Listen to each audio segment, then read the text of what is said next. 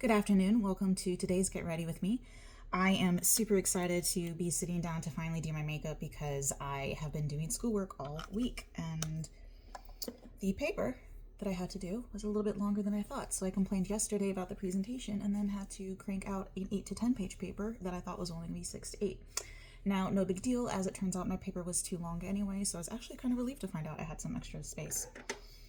And then I went and reviewed some of the other presentations that my classmates did just to learn a little bit. All the way over there. I'm back. I went and reviewed some of their other assignments because I kind of wanted to see what they learned about their group and how their studies also compared to mine for people who did review the same group I did. And I couldn't help but laugh at the student I chose to review because, I mean, we all come from different academic backgrounds. And this guy, his academic background is not as well-cited as mine. I don't know how to tactfully say it. He clearly didn't have a script, and I think that can save you a lot. Like, even if you're not that knowledgeable about something, and I'll be the first person to admit I'm not actually that knowledgeable about what I'm presenting. I'm just very confident when I go in front of the camera or in front of rooms that I've had to do. Just fake it. You know, unless they happen to ask the question you didn't know, if you sound confident and you know what you're talking about, people are going to think you know what you're talking about. And if they happen to ask the question and you don't know the answer to that, then you just say, I don't know, I'll get back to you. Like, it's not challenging, but I think a lot of people get like really, really stressed about it. And so they come off like this guy, which is just like super nervous, not confident, and at one point I had to pause the presentation as I was reviewing it because he said 19th century Russia was very Russian. And I know that was a slip. I know that's not what he meant, but it was just like the funniest thing. And like it just completely derailed me. I was just like laughing through the rest of the presentation. And of course, there were lots and lots of other things he said that I'm just like, man, if you had a script, like you would have sounded a lot better with the exact same content and information. And I was just coming to sit down and I'm like, oh, that's really ironic because I'm about to get up on stage. Essentially, it's the same thing, right? It's the internet. And not have a script and just go. And I'm like, am I being hypocritical? And to a certain extent, I mean, I see the parallel, but I kind of want to defend myself because I don't think so. So in an academic setting or presentation, there is a little bit of a reputation that you need to have. You need to have an academic tone. You need to sound professional. You need to look polished. So I don't think it's hypocritical to say, hey, you should probably have a script for this graded assignment for which the future, potentially the future, you can only get 2 C's in my program. Potentially your future is dependent on, just put a little polish on it. But at the same time, like if you have the confidence and maybe his grades are good enough that he just didn't care, because that's kind of what I did with my paper. I'm like, well, the rubric says 6 to 8, but the teacher said 10, so I'm turning in, a 10-page version. I think at the end of the day, I just don't care, because if my paper is too long by that extra page, and like maybe she fat-fingered the page requirement, like at the end of the day, I'm still going to pass and pass well. So I just like didn't care.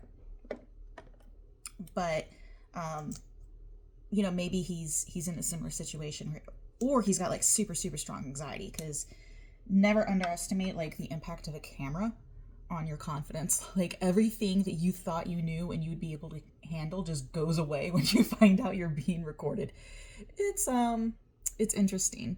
And your ability to speak on microphone. Like I can talk normally and then hold a microphone in front of me and all of a sudden I'm Elmer Fudd. It's kind of weird. Like we have different public versions of ourselves and different private versions of ourselves.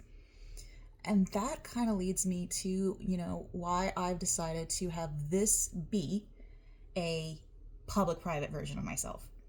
Why I want this part of me to be unscripted. I want this part of me to be, authentic, to where I actually am living, sitting, and being in while we're talking. essentially. It's just one-way communication.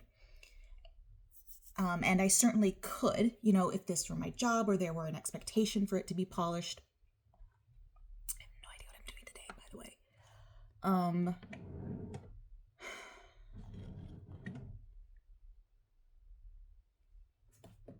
I'm going to do this one because I'm doing No Pan Left Behind, and I hardly ever use these little pocket palettes, so I'm going to do that.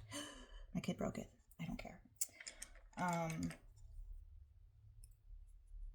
Because I want this to be the authentic version of me. And there's certainly a time and a place for the influencers who, they do it for a living, so they upgrade the camera, they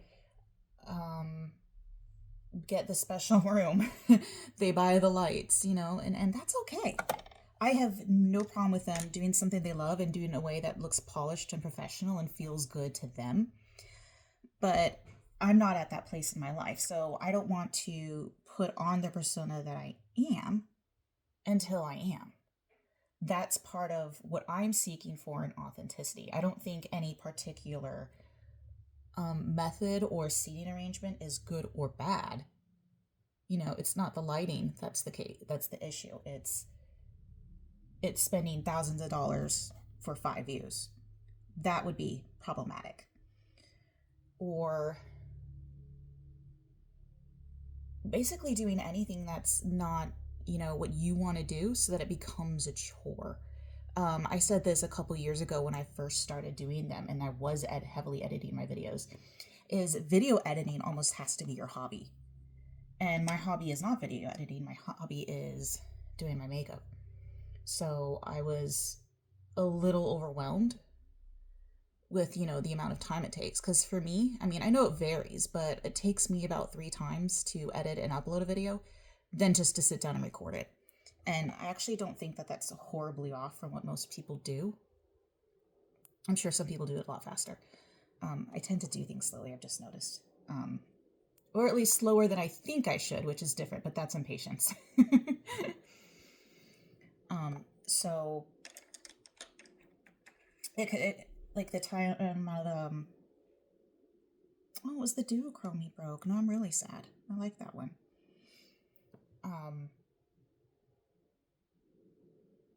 Where was I? I don't remember. Anyway, the point is just being authentic and just being presenting yourself in the way that you want, because you have the flexibility in a situation like this. And I also think it's important to see, that portrayed, especially on the internet, where we have everything is done through a metaphorical filter, sometimes a literal filter too, but in this case, metaphorical. Oh, I have it in my eye, my goodness. It'd be kind of like if you met someone on real life and they always had this really pompous, pretentious way. I sound like I'm talking about myself, but this really pompous, pretentious way of speaking to you. And they talked like you were their dissertation committee. I think this is dried out. Oh no. Oh, I even took the stopper out. Yeah, I bet this is dried.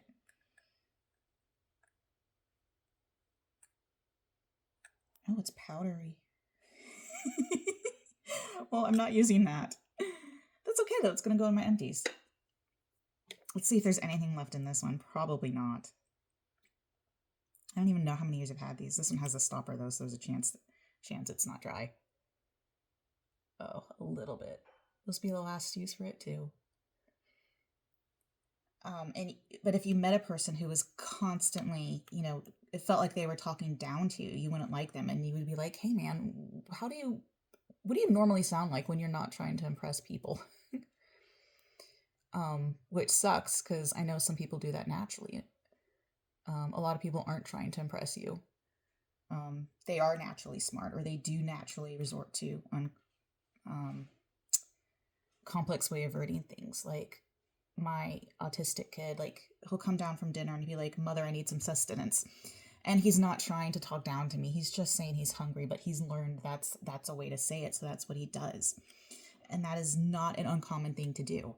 And he's not doing it to like try to be smarter than me. He's like the most innocent kid in the world. He would never do that. That brush is too big. So I think it's important, though, for the sake of being genuine and being yourself, and letting your hair down, but not really letting your hair down, just being yourself,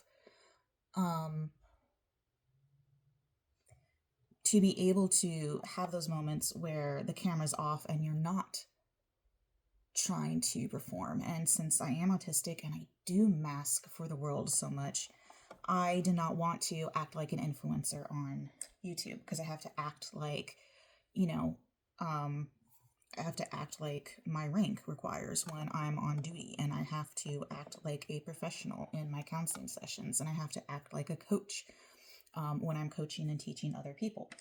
And I wanted a space that was mine. So I kind of said, do I really want to be I feel like this look is still missing something. Do I really want to be like that type of influencer? Do I want success for that lifestyle? I didn't want to do the things they do, sound the way they sounded, look the way they sounded. I'm like, no, I just want a lot of makeup. So I guess I really don't want that, and just knowing where priorities were. And my priority happens to be in helping people feel like they belong. I'm just going to layer eyeshadows until I'm happy with this look.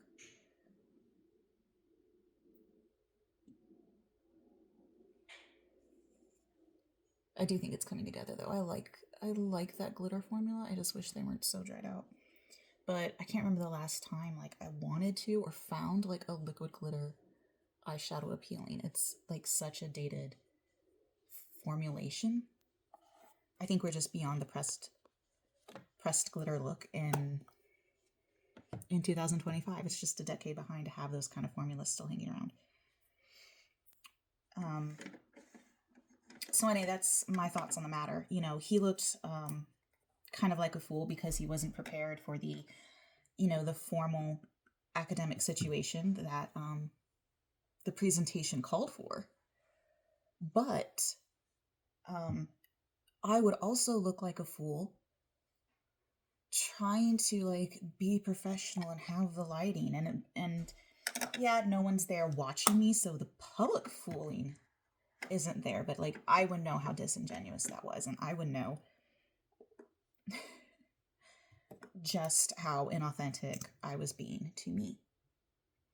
And for what it's worth, I'm much happier like this. I am much happier when I have a chance to unmask and just talk without anybody going, oh, you shouldn't talk about that. Oh, you need to moderate your voice. Oh, and the 1,000 little critiques we do subconsciously on a daily basis. Just to like really focus on enjoying myself and doing makeup. And to kind of let that experience teach me something. Like first, like obviously teach me about myself, because like you never want to stop learning about yourself. Like if you stop learning about yourself, you're dead. Like you've stopped growing as a person, and that's just sad. But also like help me exercise, my empathy button. When I did my immersion project, the same project that I was reviewing, that started this with the young gentleman who didn't do it scripted, one of the things that I was a little bit unprepared for, and I didn't think about this, I just kind of went into it blind, was that there is a language barrier in the population I studied. So I was really, really bored for one of my events. It was it was something that I will not do again. 0 to 10, do not recommend. And of course, that was not that group's particular fault. That was 100% mine for, being privileged enough not to need to know how to communicate with them. But it also taught me, like I just said, the empathy button. It taught me to recognize that other people are going through some things, and that's what it must be like for this group of people living in my culture every single day, day in and day out, and not able to communicate. So yeah, empathy, like respect, like mad respect to someone who is living in this country and does not know the English. Period. Dot.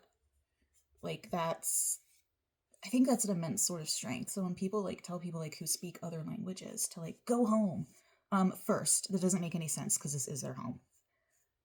Like I'm studying ASL and I'm like, those people were born and raised here, they're Americans. They just speak another language. Like please don't say go home. That makes absolutely no sense.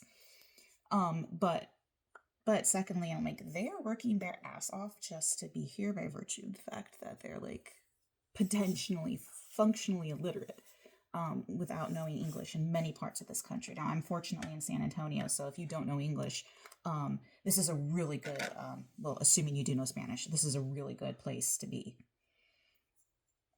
But even so, there's still prejudice. There are still people in San Antonio. I don't know what that was. Apparently my daughter was calling me out for cussing.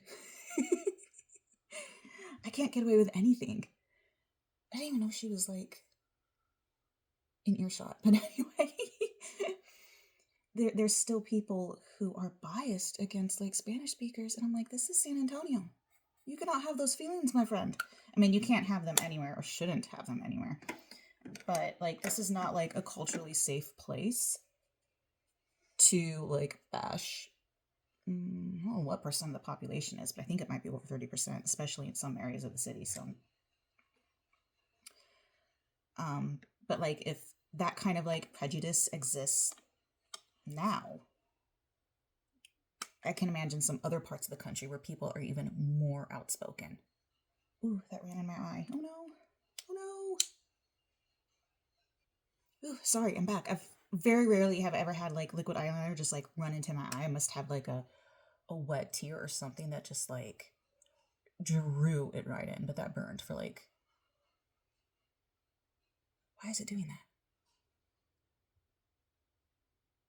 I'm not sure I like the Sephora pen. Like the first time I used it, I was like, this is way too wet. And now I'm still thinking it is way too wet because that liner is like way thicker than I really wanted it to be. I might just have to get used to a new liner because I am switching brands. I was using ColourPop. And that totally derailed me from what I was talking about, which is instead of being racist, try being empathetic. Try looking at the strengths of the group of people that, you know, you're bashing instead of listing all the things they can't do. Because the things that they can't do are probably the things that you wouldn't do either, having had those exact set of circumstances. Like, if you were born and raised in a foreign country in which English was not the native language, would you come over to this country knowing English? Probably not. Like, it's not you. You're not better than someone else. And so it doesn't always seem like they're worse than someone else. So anyway, like, I'm trying not to, like, bash this guy because I know, like, he's going through it. But he's going through just like I'm going through what I'm going through, and I don't want anybody bashing me. It's like, you have no right, like, if you knew my life, to talk, like, any crap about, oh, I hope my daughter didn't hear that. What palette was I using? Oh, here it is. You have, like, no right to talk down about anybody else's struggles when you don't know what they are. And there's so many people who don't press the empathy button. They don't go, wow, how can I lift this person up instead of tearing them down? And I know that sounds preachy, but like, I feel like I'm just kind of now getting old enough to where like I've seen it all happen before. And like, God bless Gen Z, we were them once and we'll be boomers soon. I hope I'm never a boomer. But like, your outlook shapes you and you're not going to be any different. Like, it's not a moral failing. It's just people responding to the circumstances and, you know, trying to respect the fact that we're all human. Still don't like what that eyeliner did for me. I'm really, really upset. I'll try one more time to fix that.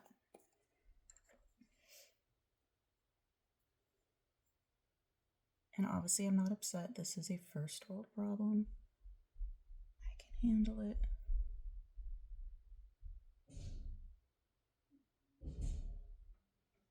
It just sucks kind of having to redo what I kind of thought was a decent look. For as many eyeshadows as I've been layering to like try each product. Wait, I didn't use that one. I've actually been like really happy with how the looks are turning out. Like I'm getting really soft gradients and soft blends and like really interesting textures and things that I haven't done before. Like it's kind of forcing me to like very up like the repertoire of like techniques that I would usually use. Which is also why these videos are starting to run longer. I'm starting to take more than 20 minutes to do my makeup because it's like taking like 10 minutes just to fix the eyeliner in my eye. But that's okay. I'm not going anywhere. And no one cares. No one's going to judge me. And then another way, I know you think you're crazy going in for liner, but I'm not. Like, to make that line sharper, just make it really black toward the edge, and then it'll look like a soft, or not a soft blend, but it'll look like an intentional smudge. It was just kind of like a thick gray line. It'll look a little bit better, and I've brought the color back down. I put it ice, so I really don't like having a very, very thick liner. But I feel better about that, and I'm ready for mascara. I'm also ready to like conclude. Didn't exactly get formal. Do I need a conclusion? I feel like I could give like a military briefing. Like, this concludes my briefings. Are there any questions? If so, please put them in the comments below. And I know people are like, why are you so weird? Why are you so inauthentic? And I'm like, hey, this is who I am. This is what I did for 12 years. It's the only way I was ever taught how to end a brief. And that's the skill that I'm using to survive. Don't judge me. I'm almost wondering if like every episode of Get Ready With Me will just be an ending of the, hey, don't judge me. Because again, that's kind of what I talked about, like unmasking. And just like, I'm just going to be myself. I'm just going to talk. I'm just going to let my brain go. And this part of me is going to be unscripted because this is not a school project. This is not a presentation. I am not getting a grade on this.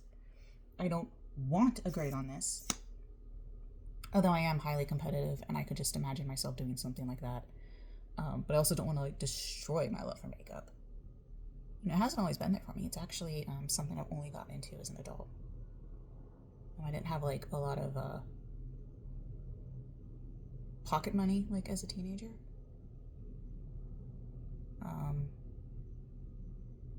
And I didn't have like a lot until I was in my mid-20s. So you kind of need that stable career stability to afford this stuff because it's expensive. I also think I got my shimmer back and I think it's really pretty overall. I might add a little bit more glitter just to like, since I had to relayer. And also I don't know how to stop and tell myself no. So I'm gonna keep going. No, keep going. It must happen. It must happen. When I go through all these little miniature empties that I purchased like years ago when I was doing like BoxyCharm and Ipsy, and I was like buying drugstore stuff, like when that all goes away, am I not gonna be able to pan anything? Is it just gonna have a 6-month period? I'm like, I didn't finish anything. I don't know, maybe. But I mean, overall I'm really happy with that. For like a pinkish brownish moment to like my shirt and my bedding looks really similar. I've had that like pinkish brownish moment. I actually think that's really pretty. Wait, pink lips or nude lips? Nude lips today. I bought this like a few days ago for her Black Friday sale for Natasha Nanona's. I'm wearing it almost every day. It got the same use that the Fenty what color is this? The Grape Splash Ice Bomb got. Like I wore it nonstop for like 3 days. I was like, oh, I need a touch up. Even though I didn't, I just wanted to.